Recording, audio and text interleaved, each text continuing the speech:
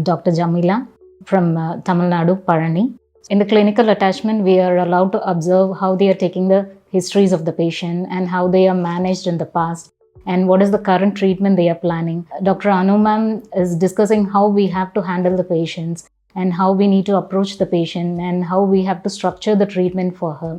So everyone was very clearly explained by Dr. Anu ma'am. And we will also discuss these cases which we saw in the OPDs with Dr. Shantala ma'am, who will guide us. So what are all the main things we need to look into? So what are all the things we need to specifically take care of that patient and how we have to structure the gonadotrophin dosage or what are the things to be done to that patient. We specifically discuss in brief about the treatment part and also about the history part and what are all the things we need to know clearly understood in this clinical attachment. So who are not able to conceive outside even after several cycles of IVF treatment, and they reached Dr. Kamini Rao ma'am. They have done many investigations like immunological investigations to figure out what is the problem with her, whether it is an implantation failure or an immunological cause. So they nicely ruled out the cause and they identified the cause and they are treating accordingly so that the patient can get pregnant in an easy way. So those patients with a poor ovarian reserve,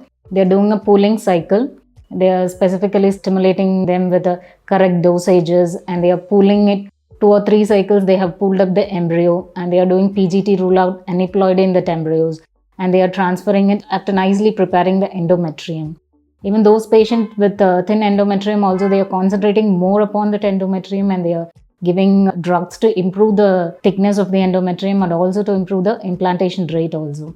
So they're specifically designing the treatment for a patient. There is an individualized treatment they are curating. So that was a nice one. During the ovum pickup and embryo transfer, madam taught us how we have to hold the probe and how we have to focus the follicle. And the stimulation training learned how to do the pickup and all. And the live we have seen how we have to hold the probe and how we have to fix the ovaries and do the ovum pickup and all. We have observed many cases of ovum pickup also and embryo transfer.